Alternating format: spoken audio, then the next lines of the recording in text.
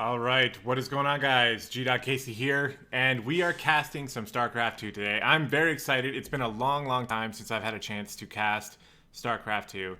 Or let me rephrase that. I've had the chance to cast StarCraft 2 probably any day that I want, but I just haven't really done it in quite a while. I couldn't even make a guess as to how long it's been. Maybe a year, right around there. Give or take a few months here and there. But I'm back. I've been itching to cast lately. I've been playing a lot recently. I even streamed myself playing StarCraft the other day. And I'm going to try to make it a more regular routine here.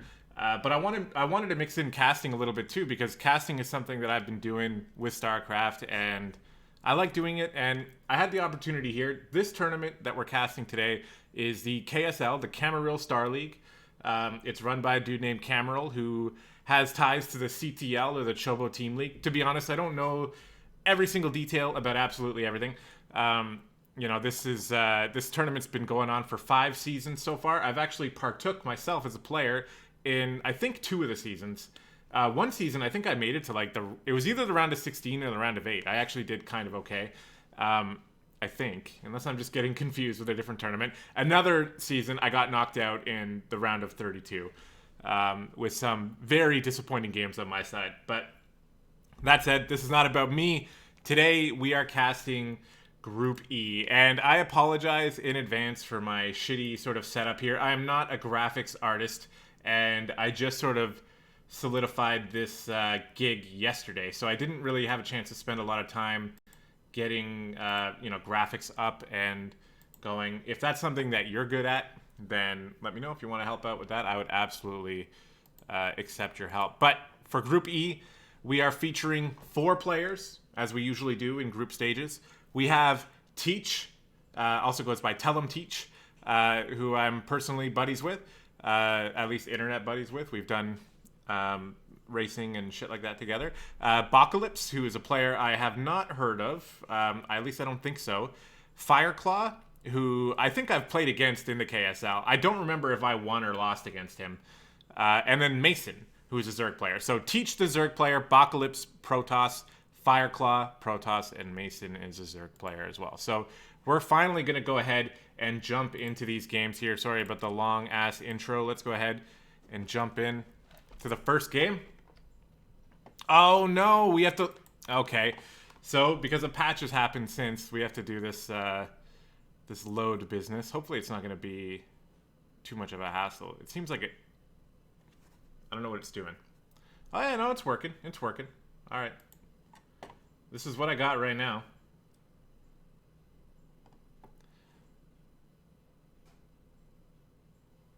So I guess these games happened a little while ago. I don't actually know when they were played. The tournament has moved past the group stages at this point, or at least a round of 32. But anyway, we got the music on. Let's go. Here on Acropolis, we are looking at the teal Zerg player in the bottom right corner, representing Pig 2. It is Teach. And in the top left corner, playing Protoss in the red, representing Team Unrivaled, it is Fireclaw. Kicking things off with that PVZ action here. Pylon on the low ground, which I think is pretty standard as Protoss players generally do. We have a really fast gas here from Teach. This is incredibly fast, so definitely going for a really fast attack here. Dropping that pool before a thought of an expansion, but Fireclaw sending out that probe scout. He's going to get himself a little bit of that information early on. Hopefully, we'll see him drop a second gateway and then a core maybe before he drops that Nexus. We'll have to see. Spawning pool about halfway done here. He's definitely going to get that vision pretty soon. So he's already calculating in his head as he sees the gas in pool just about done. What's he going to do with his probe here? Looks like he's making the proper response. He's not dropping a Nexus in the face of this. Second gateway, and he's going to wall it off with a core probably. Most likely going to be going for the full wall off here, which I think is the smart play. I think that's a full wall off. I'm actually not sure. And the Zealot, also a smart play. Probe is still wandering around. Now, something worth noting, Teach is still mining gas here after starting speed. So that indicates very likely we're going to be seeing... I think we would see a Baneling Nest with it, but who knows? Maybe I'm wrong about that. We're going to have to take a look here. Teach already over 100 gas, so... I think if he was going to get a Baneling Nest, he would by now. But he is not. So maybe he's just going to go right into roaches, or maybe we'll just let Teach tell us what he's going to do. And it does not look like this is a full wall up. We got 4 lings out here, though. He's continuing to pump out 6 more lings for that aggression. And the lair started very quickly here. Once that lair finishes, it's going to open up his possibility for many different attack options. He could be going for Nidus, which I think a lot of people are doing. Which I guess is probably what I would assume it's going to be at this point. He's just pumping out lots of lings here, but the defense is going to be pretty good here from Fireclaw. He doesn't have... Hold on.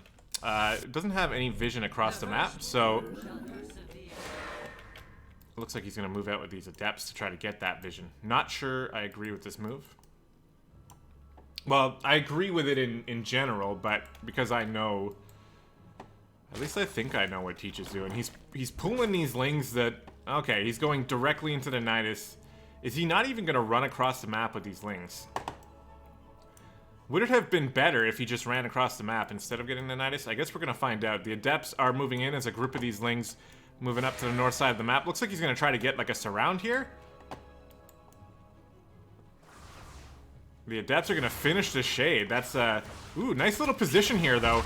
Getting inside the spawning pool, Teach going to have to use a little bit of micro here. These Adepts could have probably shaded out of that and survived, but instead they're just going to die.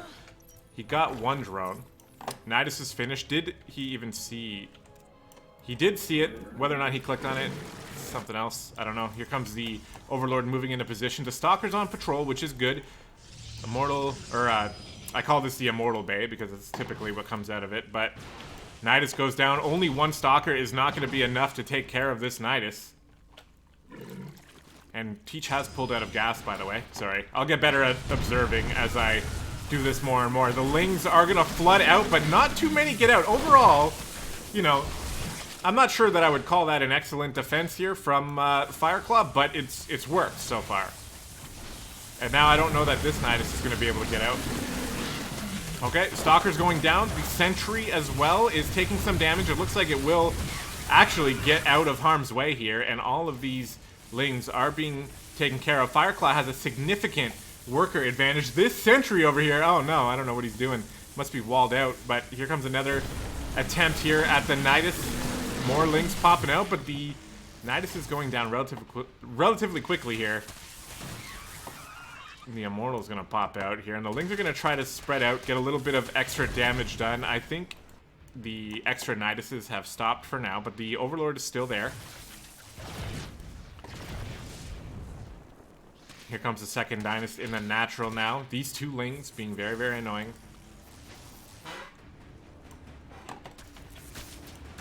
And this is it, man. This is what ZVP is like these days. This Nidus has a lot of health left. Lots of lings going to be able to stream out. If they can get on top of this Immortal and take it out, that's going to be very good value for Teach as it runs back into the shield battery smartly here. And these lings are not being very cost efficient at all. So far, Fireclaw's defense has been pretty good. But another Nidus up here in the main again, and Fireclaw's actually going to GG out of that one. I'm pretty sure he had a worker lead at the time of that GG, but I don't know, man. I think that Fireclaw very well could have still been in that one, but he does tap out. Teach is going to take that first game with the very cheesy gas, pool, hatch, lair, Nidus play. And he's going to take the first game, getting himself a victory and a 1-0 lead on top of Fireclaw here. So we're going to have to spend a little bit of extra time getting these replays loaded because of... Oh my god, yeah, it's going to make me sign in now. It's just because these replays are from a different patch. So every time this happens, this is what we got to do. Whoops. It's all good. Luckily, I know how to sign in to my Blizzard account, so we'll be okay. All right, game 1 taken care of. Let's jump into game 2. Yeah. Just going through this junk again.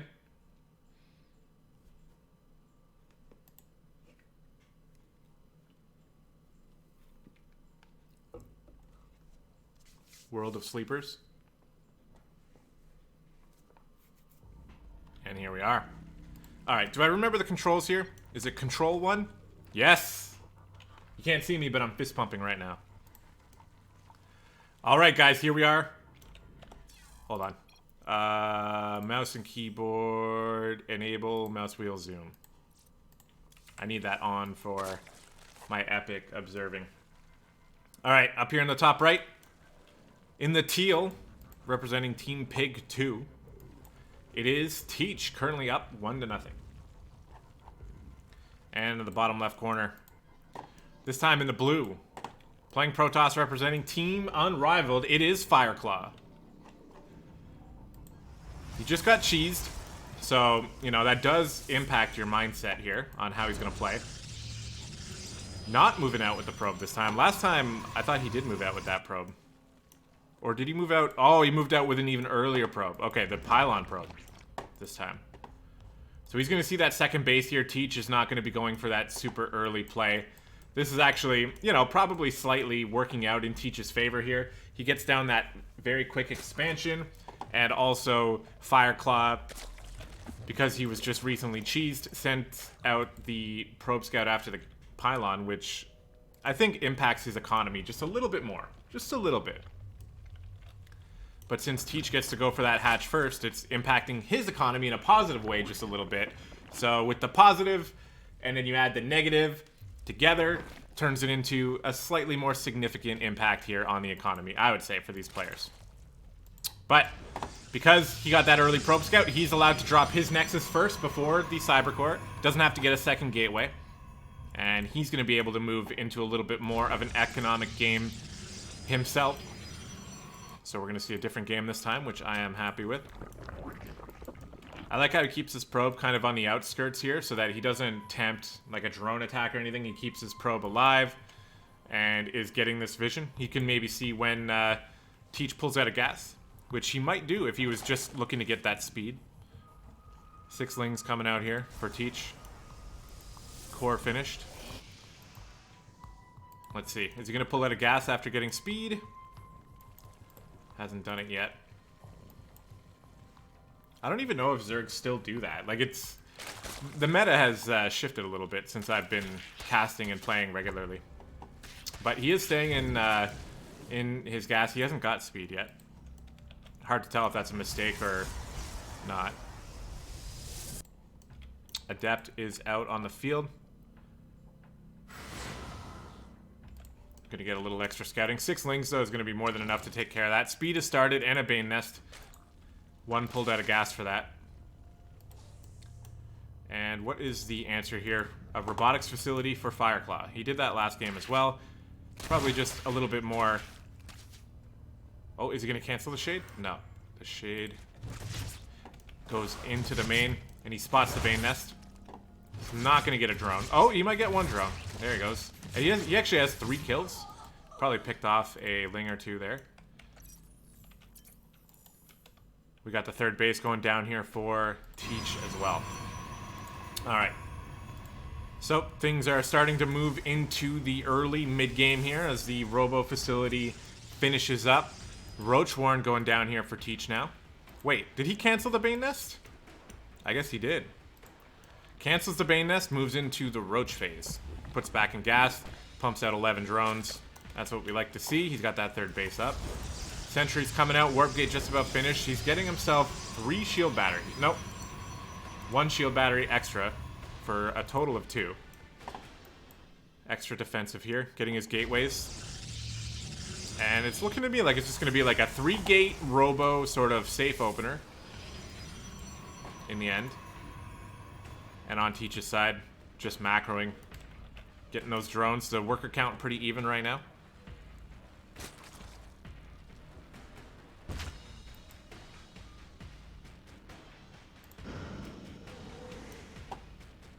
The hallucinated Phoenix going to go out and try to get that scout. What's his vision like right now anyway? Hasn't seen the third yet. Hasn't seen much. That was a Baneling nest when he last saw it. So he's going to go and look for that scout. And I'm really liking Fireclaw's approach here. Like with his early probe scout and his hallucinated phoenix here, he strikes me as a player who, you know, is not scouting just because he's running the motions. You know, a lot of players will scout just because they know they have to scout, but then it doesn't really matter what they scout. They still kind of have the same game plan. We've already seen Fireclaw adjust his opener based on what he scouted, and he's getting some meaningful scouts done as a Protoss player here with his hallucinated phoenix. But that said, I don't know if this was his plan or if this is a response, but he's going for the warp prism and getting an additional 6 gateways to add up to what? Is that 8 gates? Yeah. 8 gateways. Teach is still droning up, and that warp prism is on its way out here. There's no Twilight Council, so this is just a straight up Immortal Sentry push, probably with some Zealots without charge. And the Overlord coming in to get that scout just in time. He may have even seen the warp prism. So let's see. Is he going to move into Roach production here? We're going to have to find out as the train of sentries and Immortals is moving out. He's going for the full wall off with some pylons. Roaches are starting to come out. Teach getting some extra Overlords as well to make sure he doesn't get supply block, which is very, very good. These Overlords are crucial. You know, something that happens to a lot of Zerg players, you're trying to make that defense and you know it's coming, but you forget about those Overlords and you end up getting supply block. That is not going to happen to Teach, as I'd say he's maybe making a little bit too much, but at least it's not going to happen. So let's see. Posturing here on the third. He's got a lot of sentry energy. Okay, don't waste it preemptively. He's trying. Here we go. Lings are coming in. He's going to try to... Yeah, he's going to get this third base so easily. Oh, all these drones are going down. Force field.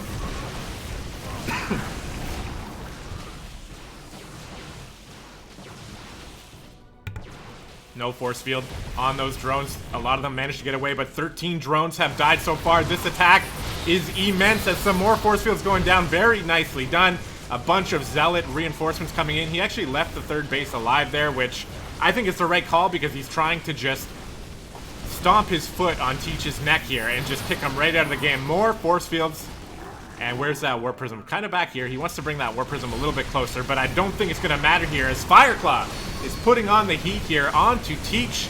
And I don't know what Teach can do to save himself in this game. The Natural is going to be going down soon. Roaches are trickling out slowly. They don't have speed yet, although that just finished now, but a little bit late. And GG from Teach as Fireclaw manages to take a game off of Teach and even up the score at 1 apiece.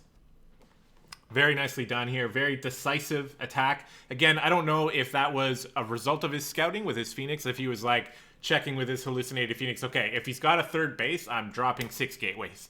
Or if he saw something else, or if it was just kind of part of his plan anyway. But solid plan. So it worked out very well, and he was able to catch Teach. Wait, what did I just type there? I might have put in the wrong password. I find myself like typing in my work password sometimes by accident because I'm simple-minded. But no, it looks like I actually got in here. So we're going to go to a game 3 here on the first match of the day. And that's really cool. These players are pretty evenly matched. We saw Teach with the, you know, the aggressive, cheesy style decisions. And in this second game, when he went for the more macro play, he kind of got caught a little bit macroing a little too hard, didn't see that attack coming across the map or whatever it was that happened here. Ended up with him not being ready for that attack. So now we have the third game on Triton LE, and we're looking at the Zerg player in the bottom right corner in the teal with the early gas into the cancel. It is Teach. Is he going for... Is this the 15 hatch play? I don't know. We'll have to see. All right, on the other side. In the red, playing Protoss, evening the score at 1 apiece, it is Fireclaw. And this is the 15 hatch play. So, I don't know. I might be wrong here, but the 15 hatch play that I know is like a massive Ling Flood. Like, just massive. And it hits at an awkward time. We got the gas going. We'll have to see if that's what actually happens here. Fireclaw gets the gateway. He's coming across here with his probe somewhere. There it is. I like to play or I like to observe the game very heavily zoomed out, so that's just something, it's more of like a stylistic thing that I do. But I try not to mess with the camera angles too much, but I get a little camera angle happy here, so if that bothers you, I apologize. But it's just my observing style here. So he's getting that pool. Yeah, it's hard to really tell too, like, I don't know, if you're a seasoned Protoss player, you might be able to tell that this is a bit of a weird time on that hatch as you come in with your probe scout. But it's not going to throw him off enough to not get the Nexus first before the core. Yeah, I'm not sure. Maybe I'm overthinking the whole 15 hatch play, but I was pretty sure it's like a heavy cheese. Pulls out a gas here already for Fireclaw, gonna get a second gas. And the core. All standard stuff. Last 2 games he got a robo, so we'll see if he does the same thing. Speed started immediately this time for Teach, and he's remaining in gas. So again, that always has me wondering, you know, are we dealing with a Baneling Nest here? It's hard to Bane bust Protoss these days, though, because they have such heavily fortified walls. That probe will eventually go down before seeing anything too suspicious. And here we go, 6 more Lings in production. He hasn't dropped a second tech building yet. He's just banking up some extra gas. Is he going to go for the lair again and just go right into the same Nidus play? That's what I want to know. But this time, he's actually moving across the map with his Lings early on. So what's the wall like over here? Still a pretty large opening. This Adept is getting out here, though. And the Adept is going to be pretty good. Unless he moves totally out of position, like is what is happening right here. Does he see this? I hope he does. He cancels the Shade. Good job. Lings are going to come in. He wants to Chrono Boost out this Stalker if he can. He's getting a shield battery. I like that too. Still no follow-up on the gas from Teach here. These Lings are not getting too much done. But speed is going to kick in soon. They're going to be able to run around a little bit. Only one Adept out here for Fireclaw. He's going to close off the wall here. Nice positioning on the Adept. This is kind of a lot of Lings, so the Stalker is going to help. But the shield battery is already out of energy, and this is just more and more Lings. Adept goes down. The Stalker is going to go down too, not in a very good position. Oh no, this is not looking good for Fireclaw. Oh, he couldn't get the pylon down. He's trying. He's trying. This other Zealot is going to get out here, but he's going to lose. Oh no! And is this where he GG's? This is usually where the Protoss player GG's. We'll see. He's going to see if he can get his other pylon out, though. But he's taking heavy, heavy, heavy damage here. GG, well played. Teach takes the series with the cheesy, cheesy plays. He was getting himself a lot of gas that he wasn't using there. So I think that if Fireclaw just, you know, StarCraft is a game of inches, right? You leave an inch, the opponent can take a mile. And that's pretty much what happened there. Even though Teach's build wasn't necessarily refined. Like, I don't exactly know what he was getting the gas for. Maybe he was planning to go to Lair and then to Nidus again. But I've seen Ling plays like that where you pull out of gas immediately after you get the speed. Sorry, guys. That's the StarCraft 2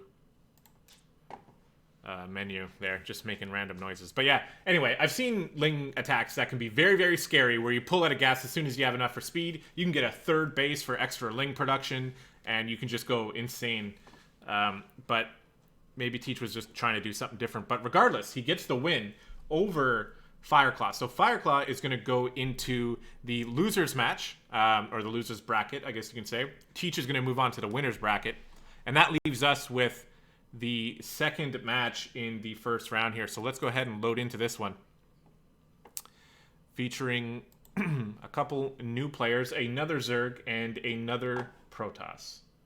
As I just fight with Blizzard's old replay system here, as you can see.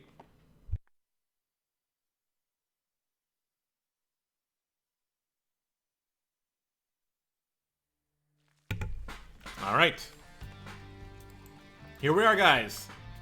On Acropolis, in the top left, in the red, using the spiky drone skin, representing Lit. It is Mason. Now, I have to admit, I've seen Lit spelt this way, and I've seen Lit spelt another way. I don't know if they're the same clan or not. I actually do not know if this is lost in translation or if this is a different clan I don't know about. And in the bottom right, playing Protoss, it is Valid G's Apocalypse. And forgive my hesitation there. I was trying to figure out if this guy is pink or teal, and I think I've determined he is pink. But I have made that mistake before. I'm slightly colorblind. It's a special gift, so I just have a hard time telling if that's pink or teal, but I'm pretty sure it's pink, so. Protoss player. And we'll see if we have any stylistic differences between these two guys, because it's the same matchup we just casted, but it is different players, so. And clearly Mason is looking to go the standard route here with the hatch gas pool opener in game 1. Apocalypse getting his probe across the end. Everything looks good, looks normal. One gateway into the core here any moment.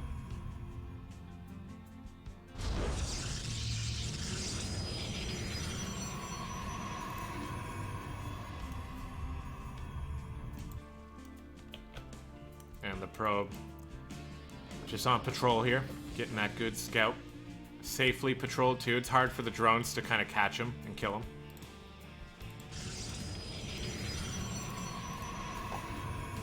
And I guess what we're looking for first is to see what does Mason do with his gas drones when he gets speed. Is he gonna pull out? When I play Zerg against Protoss, I tend to pull those drones out, which is why I'm a little bit fixated on it. He's getting 4 lings, 2 queens. I like it. Oh, we got a Twilight Council going down here for Apocalypse. Starting with that. Interesting. What's that going to be for? Chrono boosting out an Adept. And he's got a probe over here scouting for that 3rd base. He really wants to know if that 3rd base is going down. Speed started, and Mason pulled out a gas. A little bit late, but still the idea is there. And the probe gets shoot away or killed as the 3rd base goes down. And yeah, so far, this is a very, very standard looking game. We have a Stalker coming out here for Valid G's Apocalypse. And now the Adept. I think it can take on one group of 4 lings here. Just scouting for that 3rd. I think he saw that, right? Yeah, he did. I am here in the shadows. Oops. Does not finish the shade.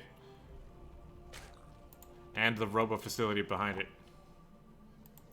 So is this the, is this like a DT Archon drop or something like that? Or DT drop into Archons, maybe? I don't know. Whatever it is, I'm interested to see how it goes here for Apocalypse and to see what does Mason do to defend against this. His Overlord positioning, not great. We see his vision here. He's got 1 Overlord here. And he's about to get a little bit of vision here with these lings, but he's not going to get in. He's not going to see the Dark Shrine, that's for damn sure. But he might be able to get this Overlord in here to be able to see it. A lot of times, though, you'll see the Overlord already here, and he could have been already looking at this. That said, he's just droning up heavily. Getting 6 more drones, more queens, more and more queens. Overlords. And yeah, we have the Warp Prism coming out here for Apocalypse. So this is going to be like the... Ooh. Oh, he's coming in with 2 Overlords. I did not see that Overlord. So I will admit that that was a good scout here from Apocalypse, except he only sees the Twilight. He doesn't see the Dark Shrine. So he sees the gateways going down. That's probably going to, you know, have him wonder if an attack is coming. But he does not see the Dark Shrine. So he doesn't know exactly what kind of attack it is. That being said, he's dropping down 2 Evos and a Robo, just pumping those drones. And Charge getting started up here for Apocalypse to help with this attack he's going out with. Warp Prism moving into position. And this is when I have to keep my mini-map game on point. I'm going to try my best to make sure I don't miss anything here on the map. We have more and more drones coming out for Mason. And I have a feeling, as a long-time career Zerg player, I've been here many, many times. Look at how many drones he has already. 53 drones. Might be a little bit too much here. We already have the DTs warped in. There is not a spore in sight. Not a single spore in sight. Oh no. So now he knows. He hears those iconic DT slashes, and this third base is dead. Okay. Okay. Well, there we go. So that's how that went down. Apocalypse takes game 1 against Mason with the pristine DT opener. And that wasn't even, like, the thing is, that build is so solid because it's not even there to win the game. It's supposed to be like some pressure. It's I want to call it a skill check. I think it's more of a scout check, which is the same thing as a skill check. It's just a different type of skill. But if the Zerg is not scouting for that, then they're not going to have the spores, and that third base is just gone. He might have been able to get... I don't know if he had his lair finished. I wasn't actually checking for that, but maybe he could have got an Overseer done, and, you know, he was going to lose the third no matter what, and it was going to be a heavy uphill battle from there, so I guess Mason decides it's a good idea to GG. And we'll see how he changes up his playstyle here in game number 2. Again, those Overlord... I didn't see the second Overlord that was, I guess, hiding in the back of his natural or something. It snuck in, and I didn't even see it. So that definitely helped him to get his other Overlord in a little bit further. Whoop, to get that vision. So I didn't want to be too harsh on him for the Overlord scouting when I was actually wrong about it. But anyway, guys, let us move on to game number 2. In the red, the bottom right corner of Disco Bloodbath, we have the red Zerg player, Mason. And in the top left, in the pink, up 1-0, representing Valid G, it is Apocalypse. Bit of a decisive victory there for Apocalypse. He definitely had a plan and executed it very well. Very good build order, I think, to try to learn if you're a new Protoss player against Zerg. And he executed it very well. So what is Mason going to do to respond here? And is Apocalypse going to go for the same thing, or does he have another build up his sleeve? One thing I noticed is that players who... I don't know if this is going to be a correct statement or not, but there's different types of players out there, right? You got players who play their ladder build, and their ladder build is going to be as solid as they can make it, which kind of looks like that's what Mason was doing. You know, Mason seemed like he was doing his ladder build in that last game, and he just kind of got caught with a crisp attack. But and we're going to be able to tell here if Mason goes with the same sort of play here. You know, he would fall under those players that do their ladder build in tournaments, at least in my opinion. And another type of player are the players who prepare certain builds. They're going to have 2 or 3 builds up their sleeve, and they practice them nonstop and can just execute them very crisply. And with how well Apocalypse pulled off that initial build, he strikes me as a player who is capable of having more than just that one build under his sleeve. So we're going to have to see, though. He's going to prove that to us in this game.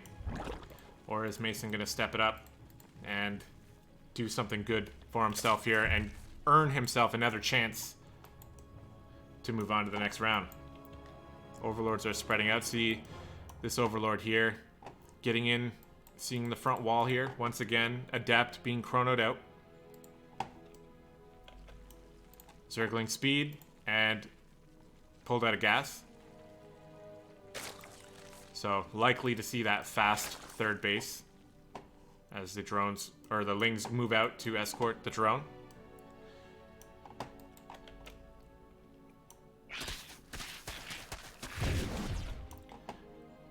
So Apocalypse can assume the third has gone down again. And let's see. We have the Robo again. Oh, the Robo first this time. So it is a different build. For sure. Might just be an immortal attack this time. Here comes the Adept, getting the official scout. Again, we saw this last time. The Adept was able to shade away. But with a little bit better micro here, the Adept can actually just kill all of these Lings. So I think he was able to get that vision on that base, right? Yeah, okay.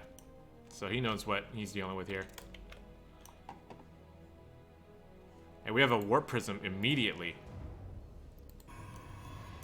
It's an incredibly fast Warp Prism, isn't it? Like, how many gateways does he have? He has 1 gateway. He's getting a second. And he's getting a Warp Prism already. Is this normal? I've never seen this. Adept is still here, by the way, just being annoying, trying to go in there for a scout. Lots of drones coming out for Mason, but the worker count is even. No secondary tech building for Mason yet.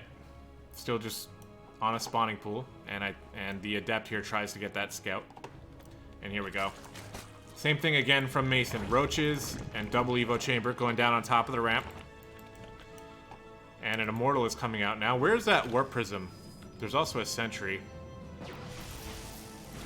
Oh, it's right here. Oh, okay, and the Overlord scouts it. So a very good scout here for Mason. He should know what's coming up. He should be pumping units now. He's not getting links. He's getting drones. He's getting a lair. He's okay, no, he does have a number of lings out here. This is better than it was before. He has to expect an attack is coming. But to me, that seems like a very awkward time to attack, but maybe I'm just wrong. Like, Protoss is the one race that I know the very least, so it's very possible. Oh, is he trying to get that vision? It's possible this is a very popular build that I just don't know about, but the gateways are going to be finished up here.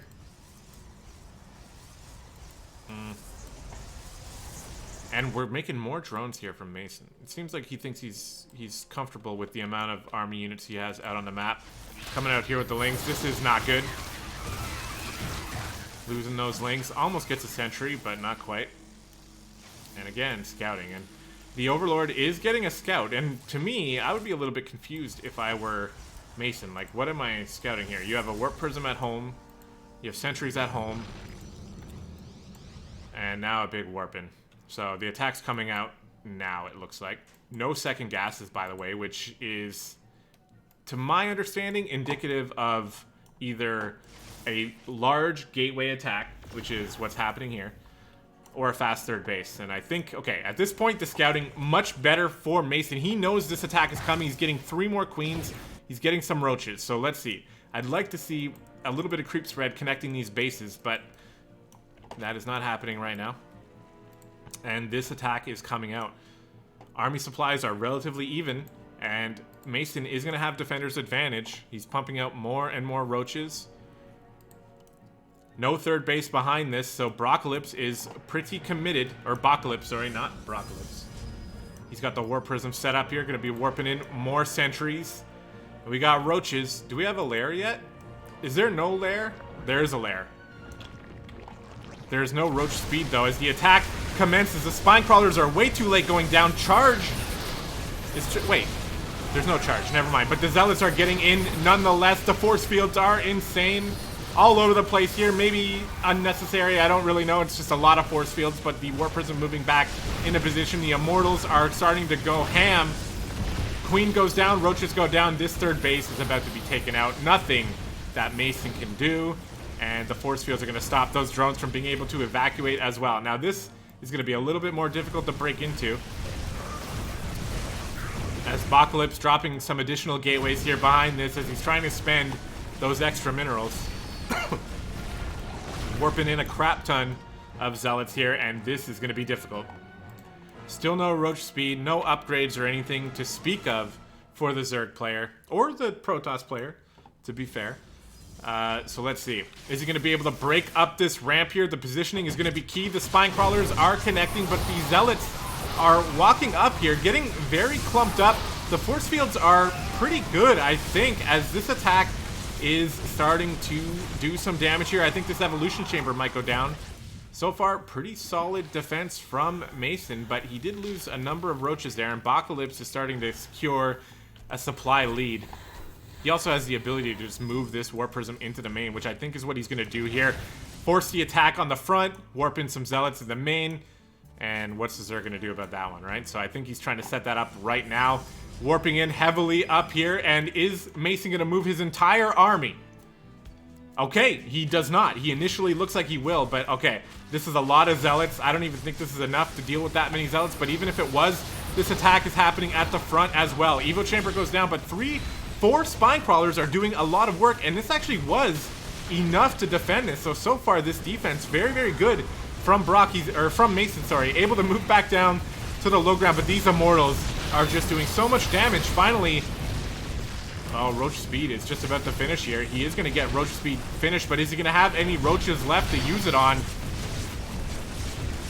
I don't know. The supply is plummeting here for Mason. His queens are microing. Some transfuse going down. One Spine Crawler remains, but it's about to go down, and there goes the Roach Warren as well. One Roach in production. Speed did manage to finish.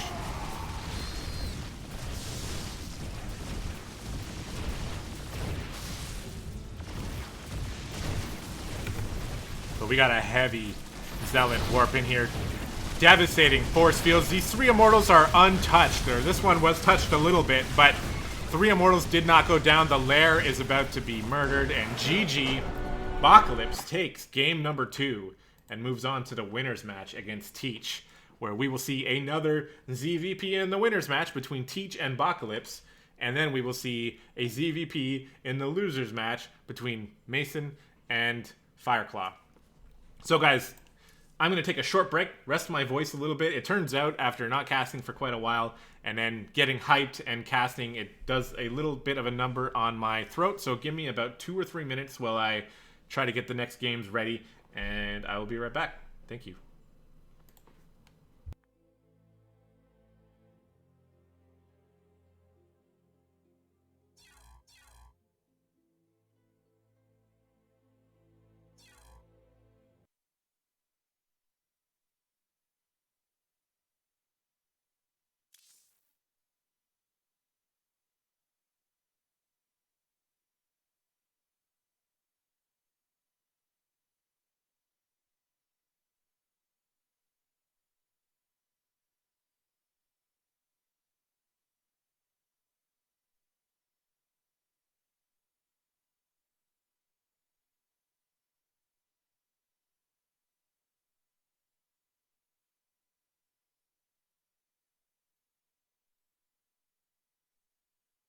To stay.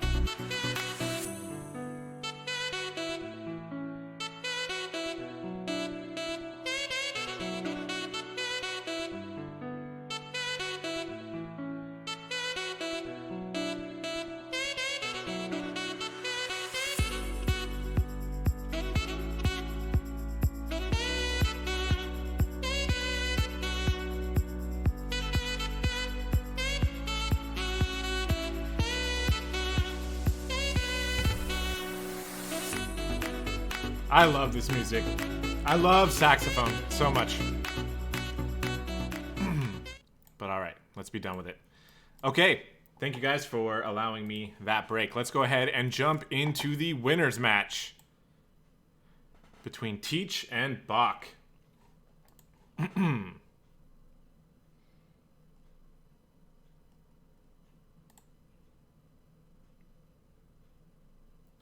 Ephemeron.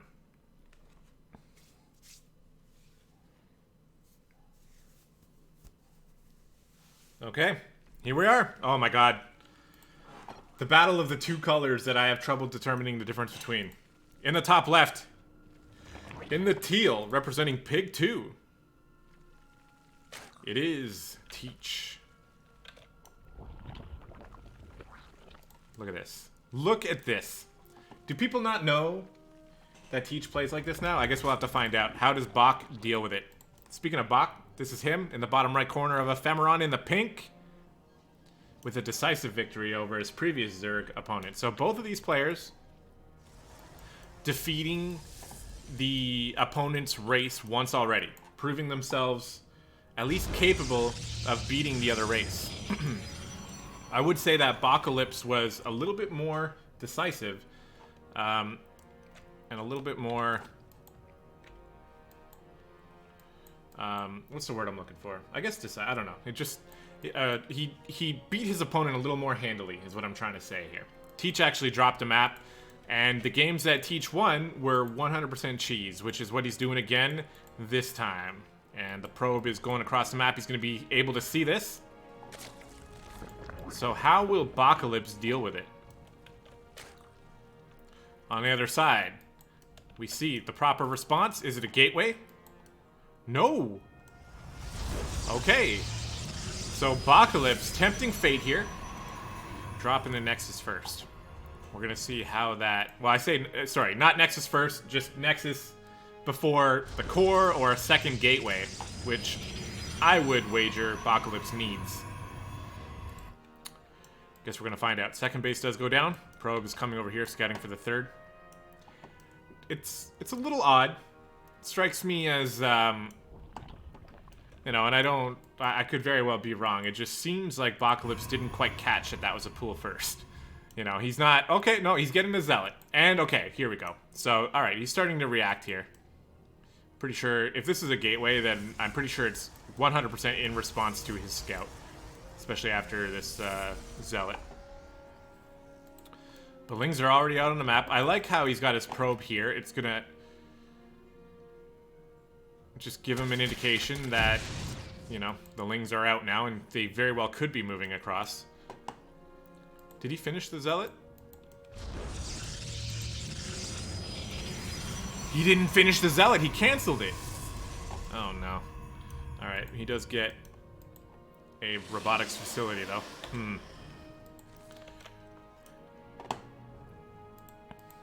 And he's moving right into that lair.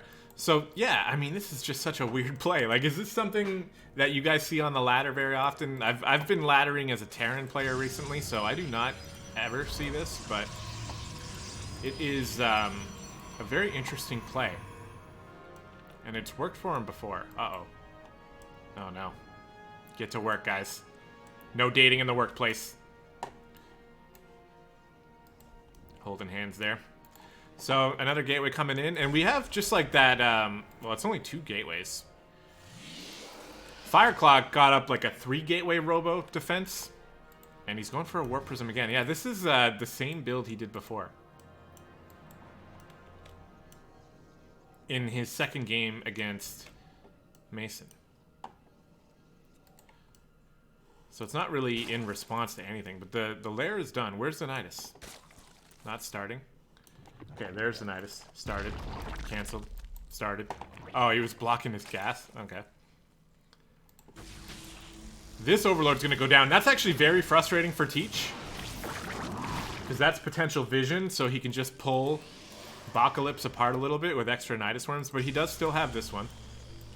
And I like the building placement for these 2 gateways, because they're gonna be able to spot any Nidus that comes down here, and I don't know, he's gonna have to put it over here, or like in a corner or something. And this is just a Ling-heavy Nidus attack. As the Nidus is about to finish. Where's he going to drop it? Warp Prism out.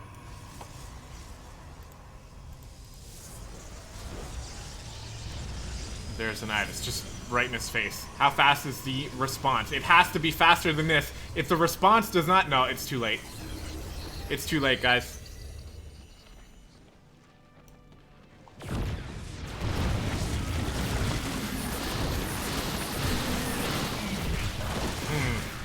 Okay, force fields are a little bit helpful. This Immortal does not want to be... Okay, okay. No, this is all right. Apocalypse.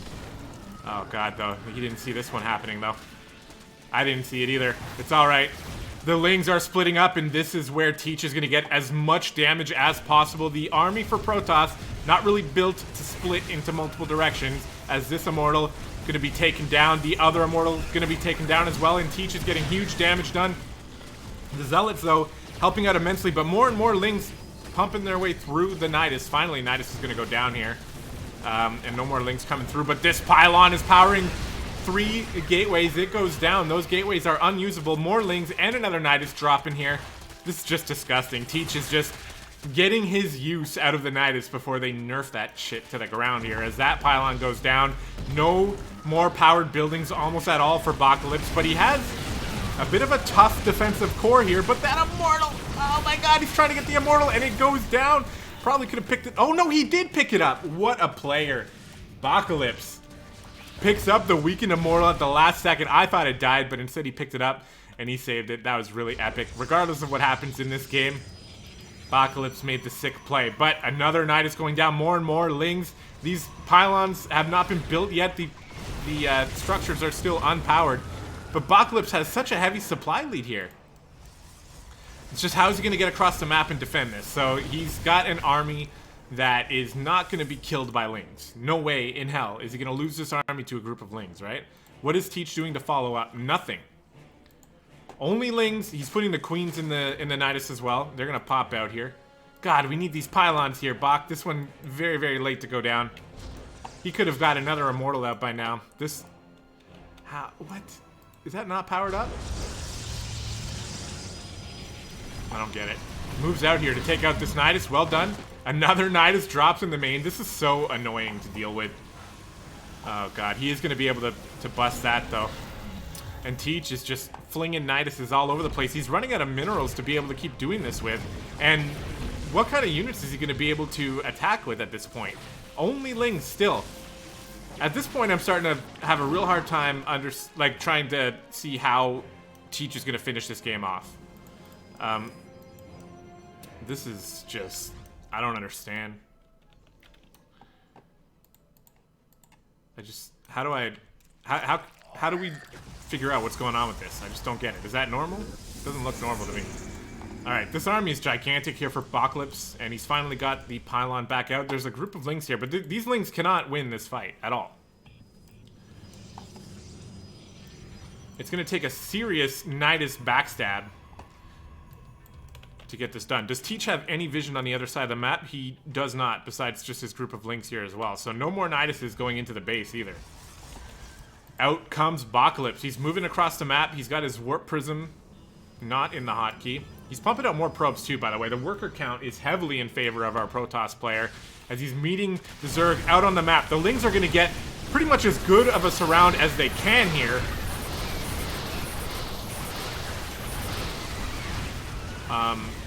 Okay, it looks like Protoss is winning. Teach GG's, and Apocalypse takes game number 1.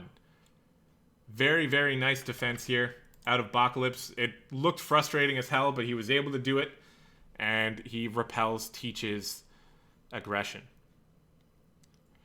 Alright, so now I just have to wait for this game again to allow me to log back in. But pretty nice game here.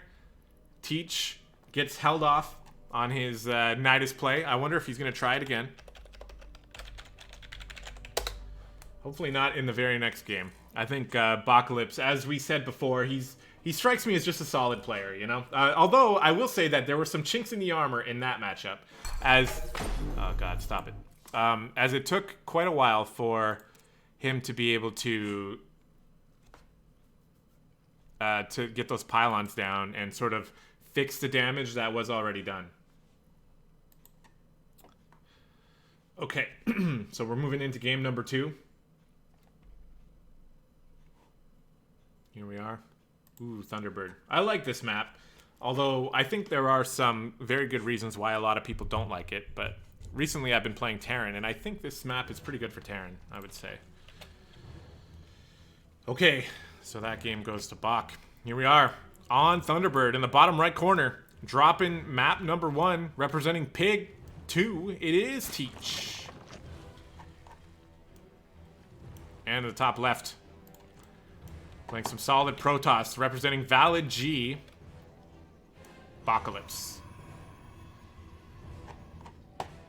So Apocalypse was going for that very early Warp Prism sort of gateway attack, but he did adjust it slightly to get extra Immortals out to be able to defend against the Nidus. Teach, though, by the way, didn't even notice this, he already has his pool.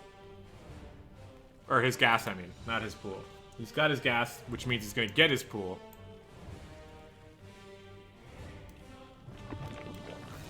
So going for that early cheese again.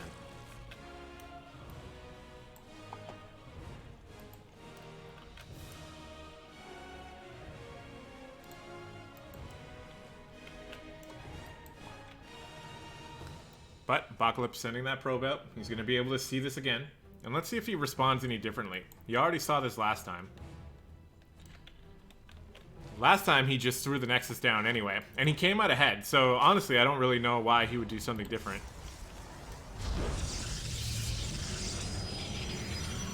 Which is why he doesn't do anything different. And he drops down that Nexus.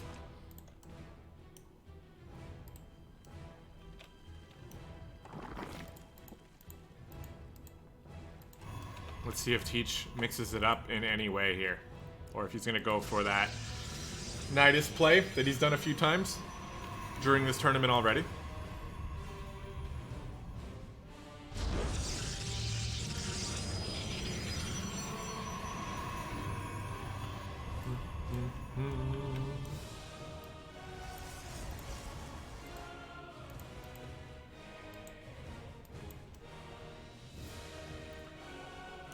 I think that probe was taken care of. This Ling was the one who got the kill on that probe. The simulant Ling.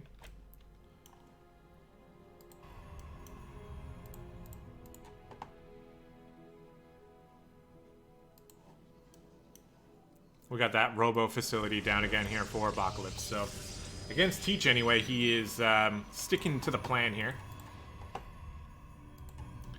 We might see another fast Warp Prism. And it might be just both players doing the exact same build again. Teach once again, just getting that lair. Just going for that Nidus.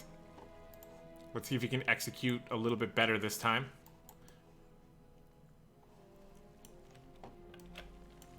Pumping out a few more Lings.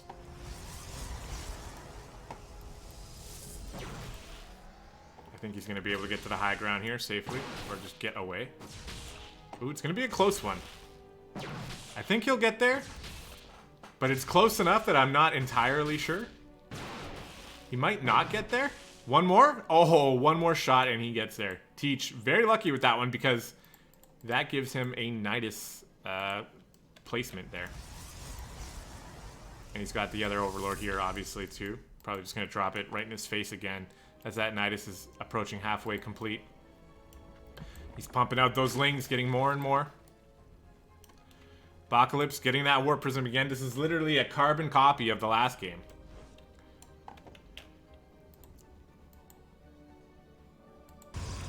And there it is. So I imagine Apocalypse is going to have a bit of a quicker response to it this time. Oh no. Or it's a significantly slower response this time.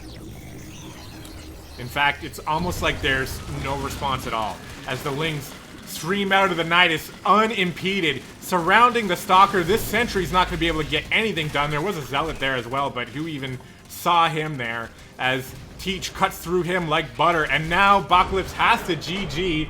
And for the second time in a row, Teach pulls off, well, sorry, he doesn't pull off a win for the second time in a row, but he does do the Ling Nidus attack for the second time in a row. And the second time's the charm for Teach as he manages to sneak a win out. And that means that this is a 1-1 series right now. Hold on. Because I think I'm missing a replay. Hold on. Sorry, guys. I think I'm missing a replay. Let me see this.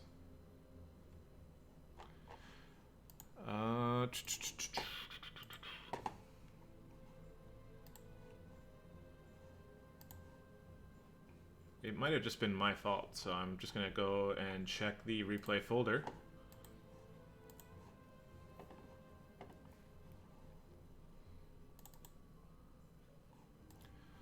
There's only 2 replays in this folder. That kind of sucks.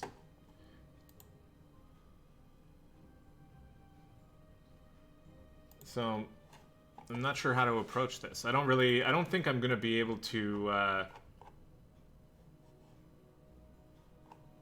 find this replay in time. So, I don't know what to do. It's game 3 of the winner's match. Whoever wins that game moves on. And it strikes me as an important replay. So here's, I guess, what I'm going to try to do. And I know this is a little weird. And I'm not exactly proud of doing it this way. But I'm going to ping Teach and Bach. I'm going to say, hey guys, any of you have the 3rd replay from your... Oh, hold on. This is in the general chat. Do I really want to be spoiling shit in here? Probably not, right? Fuck. Okay, hold on. I wasn't really expecting to have to deal with this. Does Teach look like he's online?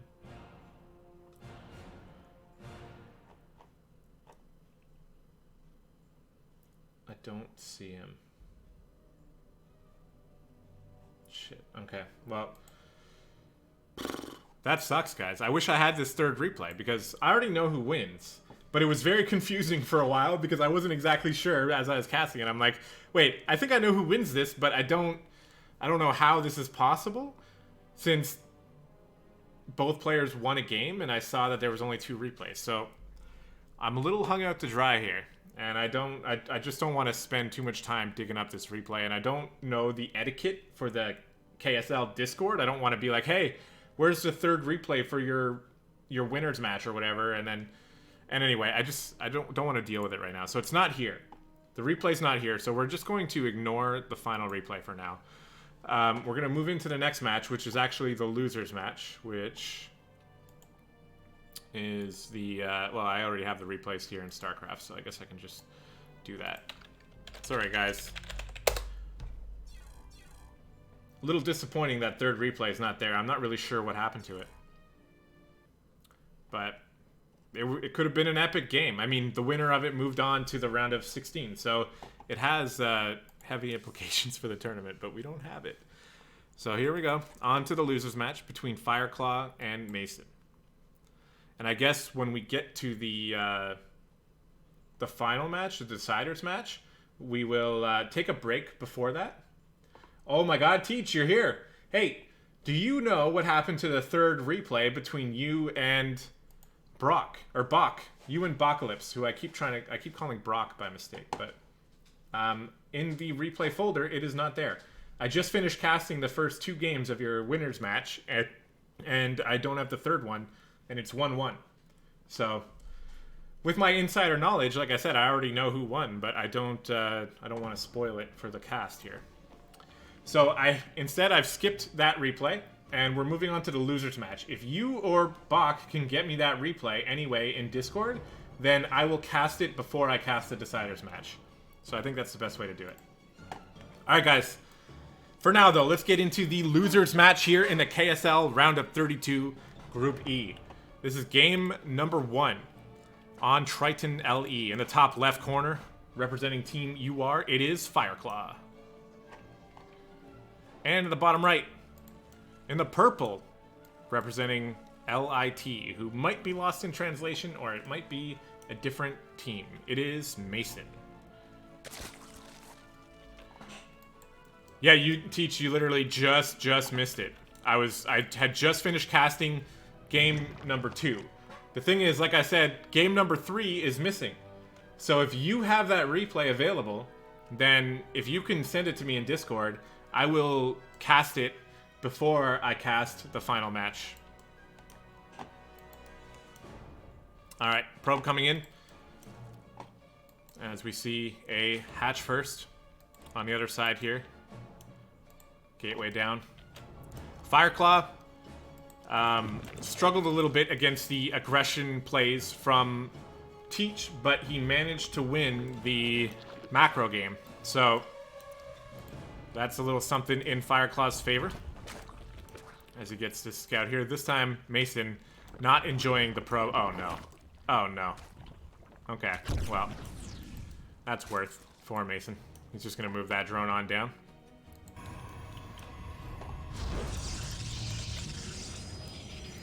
Nexus, core, all normal things here. So we're getting the opportunity to see a macro game. Teach says that the game didn't save the replay for whatever reason. Okay, well that sucks, because we might have to just not cast that, and I'm just going to have to tell you what happened, or tell you who won. But the games are pretty good, Teach. I wish you luck in the future, as I guess we can just go ahead and say right now that Teach ended up winning Game 3 and moves on to the round of 16. First place in his group with some very, very cheesy Zerg play. Mason, on the other hand, was trying to play macro. He's got his like 1-1 Roach opener, or at least his 3-base like Roach style, that unfortunately for him, he died twice in a row to very precise attacks from Apocalypse. So we'll see if these two players are matched up a little better for each other, as Fireclaw looks like he enjoys the macro play, and so does Mason. As the nice little play there from Mason. Drops the spore, saves the drone. Fireclaw also gets a scout on a third base. So nicely done there from both players. Okay, second gateway for Fireclaw going down. Last time he got a third gateway as well, and he was just sort of playing a safe 3-gate robo. And then he died. But we'll see if he does anything different this time. Lots of lings here, 8 lings coming out. Ooh, okay, I was missing that. That looks like a little bit of a too adept play here from Fireclaw. My bad, I missed that. Any workers going down? 4 workers in total. So a little bit of pressure here from Fireclaw with those 2 adepts. Does take out a couple drones, but in the end loses the adepts. Oh, God. It's never really good when you have to do this so early in the game. That pylon has implications. He is making a replacement somewhere over here. But he's going to have to make another one pretty soon here. Still only on 2 gateways as well. Starting to bank up those minerals. Looks like that adept pressure kind of taxed him a little bit. I didn't miss anything else, did I? No, okay. And here we go. The Roach Warren going down for Mason. He should be getting a couple Evos as well. It's usually what he does. So far, not doing that though. Overlord coming in around the 4.5 minute mark. Spots the Immortal, which is helpful. And here we go. Gateway explosion here. This is the kind of attack that Fireclaw won with against Teach. So he's going to be doing the same thing again, trying to get out. Oh, he's supply block though. See, guys, I told you. That pylon right here.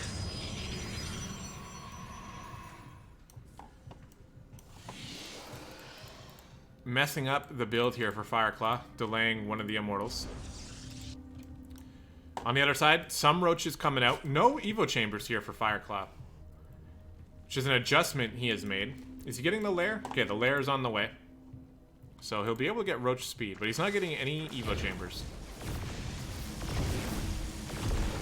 And you know, I suppose, since we know what's coming, right? We know this huge attack is coming. I guess that's kind of good for him. But if he survives the attack and he wants to move forward into the game and have a good foothold, then he probably still wants those upgrades regardless.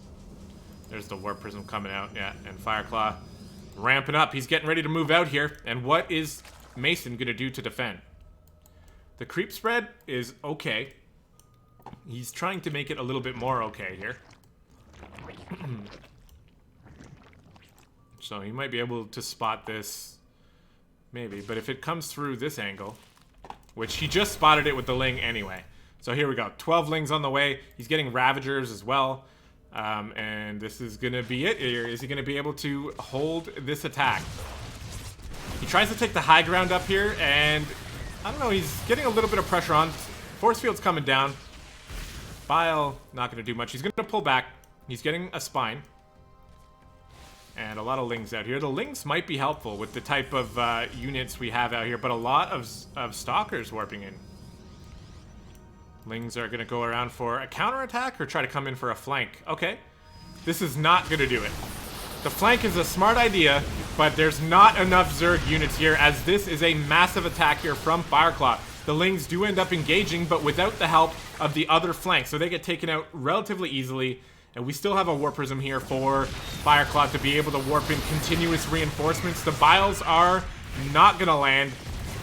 The Force Fields here really helping split the Zerg army, and Fireclaw looking very, very strong here as the Zealot reinforcements moving on in. No charge on them, but it doesn't really matter as they get the engage here. 6 Force Fields. Biles not where they need to be here, as Fireclaw going to move in on this undefended third base. He's going to be able to cut through this like butter. Instead, though, focusing his attacks on the actual army units, which I can't really disagree with here. I think Fireclaw is in a position where he can do almost anything he wants. We do have 13 up to 16 roaches in production. But once again, the force fields are just a little bit too much for Mason to deal with. He doesn't have any Ravagers anymore. He does have a 4th base over here. Very smart move. I didn't actually see that he'd done that, so that's a little bit of a fail on my end. But still, he's forced to defend here as more and more army units streaming across for Fireclaw. He's going to still have force fields here. He's going to be able to use. Nicely done. Cuts the army directly in half there. These roaches are done for. Was he attacking his own Roach Warren there? I think he might have been. Roach Speed is not going to get the chance to finish either before the Roach Warren goes down, and Mason is getting pushed back into his natural. Roach Speed has no chance to finish. The 6 roaches in production are not going to be enough. That force field, once again, so frustrating for the Zerg player to deal with, as the Zealots getting into the mineral line now. This 3rd base is still up. The 4th base is still up too, but what does it matter when there's no Roach Warren left to make any army units? 20 Lings in production, more and more Zealots warping in, and GG. Fireclaw with the decisive heavy gateway attack gets himself the first win of the series in the losers match. So very well done from Fireclaw. Now that is the second time we saw that build out of him in a PvZ, and I feel like if he didn't get Nidus rushed in the other games he played, he may have gone for that one again as well. So we're gonna have to see what can he do in the second game. Is he going to do the same build again? Which is a little bit of a theme here we've been seeing in this group. These players have their favorite builds, and they use them very often. All right, let's go into game number 2 here between Fireclaw and Mason.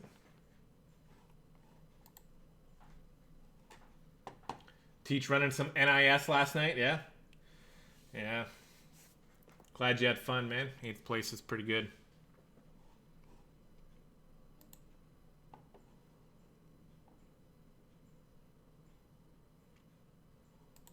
Okay, moving into game 2 on Acropolis.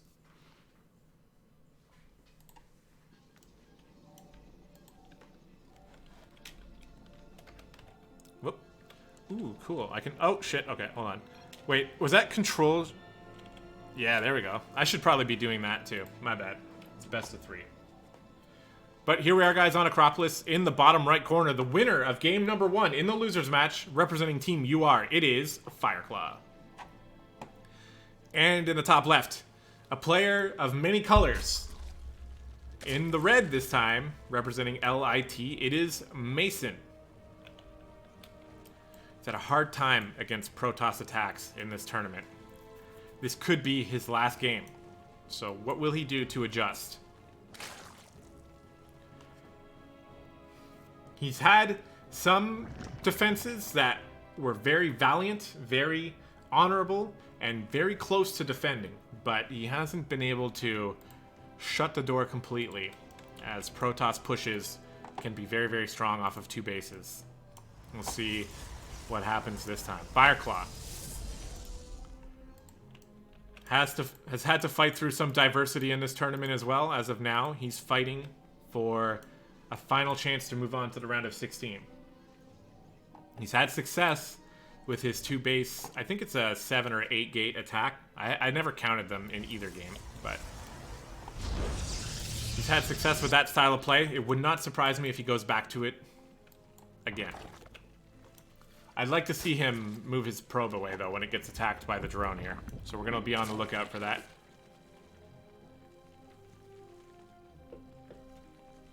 We know Mason's going to do it again, because that was a slight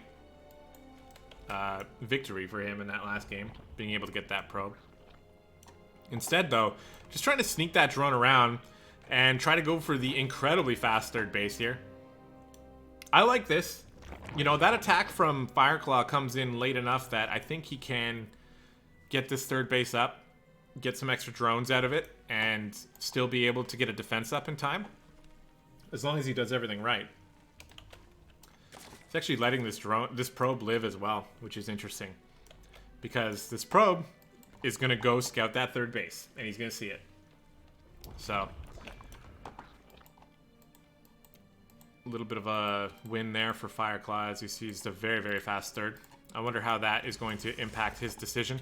When I see a fast 3rd from a Zerg, and I'm thinking with a Protoss player's brain, a very bad Protoss player's brain, but a Protoss brain nonetheless, I imagine a Twilight and like 4 gateways or 5 gateways and Adept Glaives, and you just rip them to shreds. That's the kind of thing I like to see at a Protoss, but we're seeing the Robo from Fireclaw again.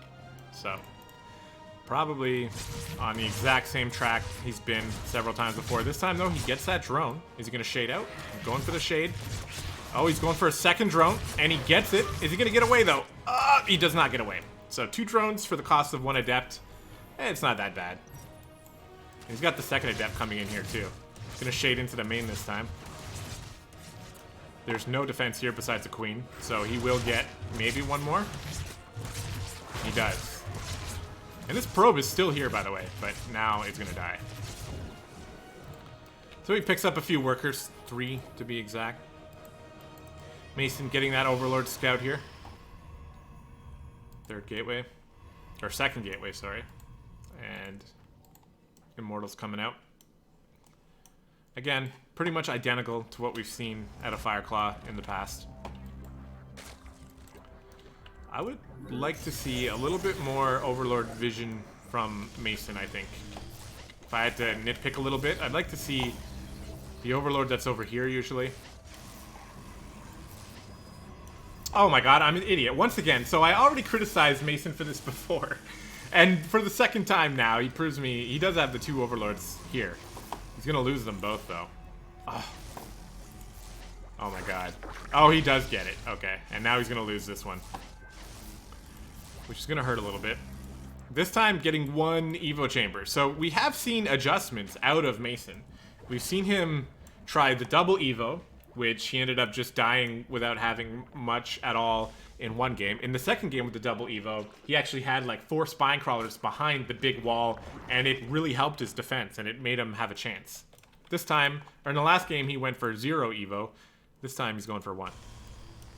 And he's getting the upgrade, too, which I like to see. And here we go, guys. We've seen this, right? So how many gateways is it? 1, 2, 3, 4, 5, 6, 7 gates. 2 Immortals, and a Warp Prism. Roach is coming out, and now, because... Oh, okay, he's got a handful of Lings over here. Hopefully he's going to use them to scout that attack again, but it looks... Oh, he is. Look at this. Very, very good timing on that scout here from Mason. He knows what's coming. 2 spines already started. Actually, they were started a while ago. He already knows what's coming. So this is going to be Mason's final attempt to try to withstand the Protoss 2-base attack. It's going to be heavy, but he's as prepared as he'll ever be. The lair is finished. He doesn't have roach speed. I really, really wish he would get roach speed, but he doesn't have it. So he's probably not going to have that. These creep tumors will get the finish. Oh my god. Right in front of the Overlord. Oh no, he's coming off of creep. Oh, this is not good. This is actually terrible. So, okay, he's moving back onto creep. Alright, very lucky from Mason to be given that opportunity to rearrange his defense here. As he's trying to make some Ravagers. He's pumping out 26 Lings. I like it. And is this Stalkers or Zealots? More Stalkers coming in. And more Spines going down. Mason is going hard on the defense here. Is he going to be able to hold off as Protoss runs on in? And then we forget he has Force Fields. Now, these Biles need to be used on the Force Fields instead of the army. These Lings are all going down. That's very, very painful. He's using his Biles a little bit too quickly here. They're on cooldown again already. Let's see if Mason can make the adjustments required here. He's coming off of creep. Not something I would suggest as the Force Fields go down again after the Biles have already been cast. The army is split in half without the help of his Spine Crawlers. I think this is not good. Fireclaw looks like a beast once he's able to get to this position. He looks very, very difficult to defeat here as the Force Fields are just so good and the Biles are just not there. Now he does have the help of his Spine Crawlers here, but one of them is going to go down and the Force Fields continue to just separate the army here of Mason, and they're just running around back here, not able to help at all in the defense as more and more Spines going down, and Fireclaw is putting on more and more pressure, bringing the Warp Prism closer. He only has one Immortal with this push. I wonder if he's moving more Immortals across the map. I don't think he is. Uh-oh. Okay. Third base getting ditched here. Never a good sign, and this is reminiscent of what happened in Mason's final game against Apocalypse, but I don't know. So, nice observer play here from Fireclaw. He's going to see the third base is sacked. So he's going to go ahead and take that out. What are we seeing on the other side of the map here? Nothing. He can't even follow up with Immortals because the Immortals are going to be walled in. But the Lings come across, and actually as soon as this pylon... Oh no, what is this? I don't think it's going to matter. Those Lings are going to try to get some counter damage, but the main attack is happening again. Force Fields, as always, on point here for Fireclaw as he is pushing deeper and deeper. The Lings on the other side have broken the wall, but they're not really doing much, and the attack for Fireclaw is doing much, much more. There are a lot of Spine Crawlers here. Hydralisks out on the field as well. A little bit of a discombobulated attack here from Fireclaw, but I think he has enough that it doesn't really matter as the rest of the Spines go down. Evo Wall goes down. He could even take out this Roach Warren if he really wanted to. And the Lings are, you know, getting some damage, but the Adepts are going to be enough to defend against that on the other side of the map here. And Fireclaw is punching himself through into the deciding match here. As the Warp Prism does get taken out, that usually signifies a strong defense, but I think it came too little too late. As whatever is left here from Fireclaw very likely will be enough to get the job done. As he focuses that layer down, the Lings on the other side have been taken care of. And now we're just rallying units across the map. Another Warp Prism in production as well, and Mason, he's trying his hardest. But it is not going to go well here as his remaining defensive forces go down. GG! And Mason is out of the tournament as he joins Apocalypse on the sidelines. As Apocalypse... Oh, wait, no, sorry. Apocalypse is not on the sidelines. He's going to be... Apocalypse is awaiting Fireclaw in the Deciders match.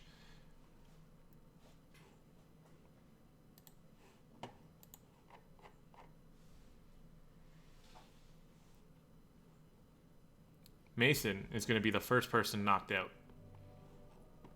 Okay, guys, so as we said, unfortunately, we don't have the third replay between Teach and Apocalypse, but Teach did win. How did he win? I don't know, but I'm willing to bet it was using a Nidus, but I'm not sure. I don't have the replay. So that's how he won every game, though. So Teach, it comes out of Group E in first place. Mason comes out of Group E in fourth place. We have one best of three left between Apocalypse and Fireclaw. It's a PvP, and we'll be seeing that very shortly. I am going to take a short break just to rest my throat a little bit. Please bear with me as I will be back very soon.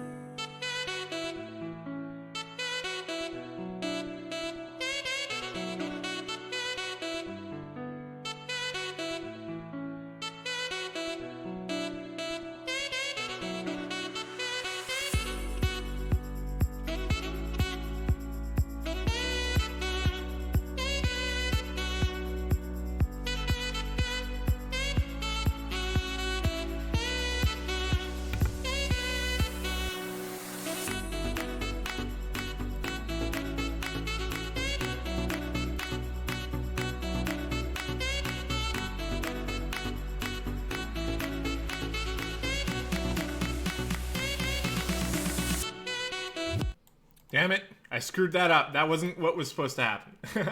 Sorry. I was trying to make it look cool. I was going to like show the loading screen and dim the music, but instead I showed you behind the scenes footage of YouTube and royalty-free sax music. Okay guys, here we are. It is the final series of Group E, the Deciders match, a PvP matchup here. Let's go ahead and introduce the players once again using incredibly similar colors. It is Valid G's Bocalypse facing off against Team UR's Fireclaw in a PvP matchup. It's literally the first matchup that is not a ZVP that we're casting today. So that is fantastic. We're actually seeing Protoss buildings on the high ground, which is pretty cool. Okay, never mind. What is this? These players' colors are so similar that it's going to be so difficult to tell on the mini-map here. But Bocalypse doing something a little different across the map. He's going to be dropping 2 gateways. 3 gateways. Is there a 4th gateway? Yeah, this is a Zealot play. I've seen this before. And on the other side here, Fireclaw's going to be on him to defend against this. Now, I like his position up here. If it is going to be all Zealots, he should be able to defend this relatively fine. But he's not sending a scout across the map, so he has no idea. 0 idea at all. So how's he going to be able to respond to this? No Zealot coming out either. So that's already an issue.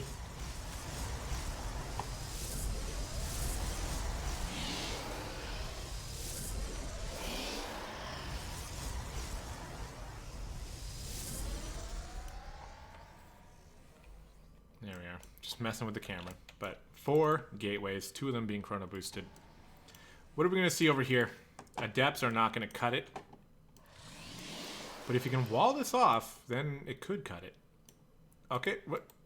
Okay, no, Bocalypse is trying to get in the way, stopping him from being able to wall it off. And the wall is definitely not going to happen as the 2 Zealots are marching on in. There is 1 pylon here. Oh, no. The Adepts pop out here. Are they going to be able to kill the Zealots fast enough before this pylon goes down? It is at half health. And then he gets the wall off. Nice move here from Fireclaw, but it's going to be difficult. Now, these Adepts actually do pretty solid damage against Zealots. I will admit, this is the first time I've ever really noticed that, but the Adepts are actually not a terrible choice against the Zealots, but they break through the wall, and this pylon cannot go down. It literally cannot go down. If the pylon goes down, the game is over. As the pylon goes down, and as an Adept dies to a Zealot, yeah. Yeah, it's going to be very difficult now for Fireclaw, as the Adept is microing pretty well, though. Okay, alright. So that is going to be another killed pylon. Now, the problem with Fireclaw is that all he can make right now are pylons. And now another pylon going to go down. More and more Zealots getting in here. The pylons are dying faster and faster, and I think Fireclaw is coming to terms with it as he sends the probes to fight the Zealots, which is never good, ever, when you have to do this, as probes just drop one after the other, and the Zealots don't even die. Now, he's going to be able to get a couple Stalkers out. I'm not exactly sure how this is going to change the outcome of the game. He's going to have to micro his little heart out. On the other side, though, just nothing really happening. This is the type of build that all you do is make Zealots, so that's what Bocalypse is doing. He's getting into the mineral line here. The shield battery is a good idea. The Stalkers are doing a little bit of work, but there's just so many Zealots coming in here. He can't even make any more army units. So there's going to be continuous Zealots streaming in, and there's going to be only 2 Stalkers on the map forever. And they're getting boxed in here. This is never good. I think what Bocalypse wants to do is just split off a couple of these Stalkers, or just move right into the mineral line here. Just park right in there and keep rallying Zealots across the map. That's what he's doing here. And again, Fireclaw at this point is probably just going through the motions now, just practicing micro, but no, he GG's. And that's a pretty quick win here for Apocalypse. So a very decisive 4-gate Zealot rush coming out of Apocalypse in that PvP game. And a very quick win. So he's going to go up 1-0 in the Deciders match. And now Fireclaw is on his last life.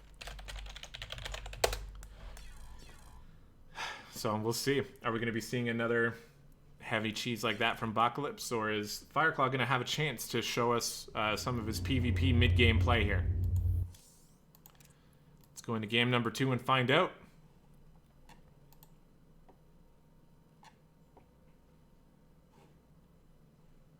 And with that being said, guys, this is the KSL Group E decider match here between our two final Protoss players. Potentially could be the last game of the night. Or of the day, I guess. But let's go ahead and introduce the players. Currently leading. Nope. 1-0 in this best of 3. It is Valid G's Apocalypse. With a pylon in his own base this time. And on the other side, in the teal, representing Team Unrivaled, it is Fireclaw.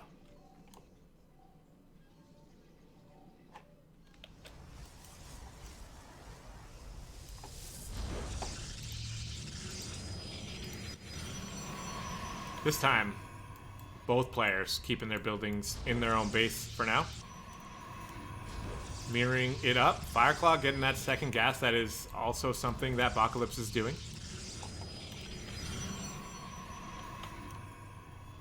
Apocalypse is also sending a probe across the map, which is something that Fireclaw is not doing for the second time.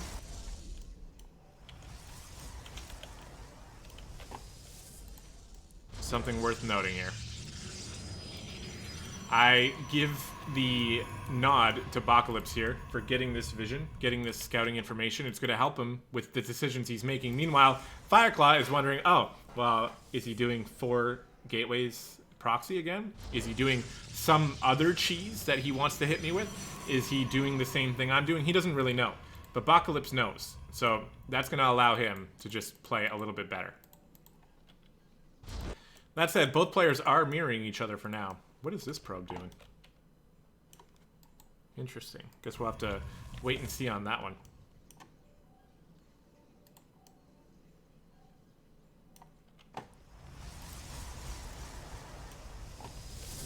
Oh, I don't have the music on. My bad, guys. My bad.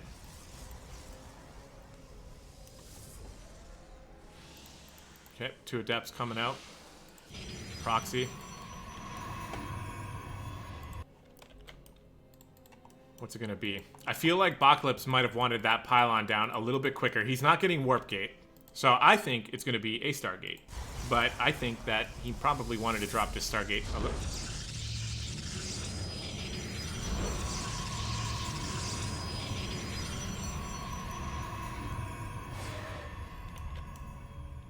Oh, and the Adepts are going on the opposite side of the map. They're not going to see the Robos. And the full wall in by Apocalypse, which should be indicative of a cheesy ass play, but especially once he sees that there's no second base. So double Robo coming in. I don't know how you defeat this as Protoss, especially when it's going to be right outside your face, and there's probably going to be a Warp Prism too. He's getting his own 1 Robo, but last I checked, 2 Robos is better than 1. Apocalypse banking up the minerals here to be able to spend on those Immortals. He's already getting the 2 here and able to Chrono Boost them both out. Adepts on the other side of the map are hammering away at this pylon, but turns out they don't kill pylons very quickly.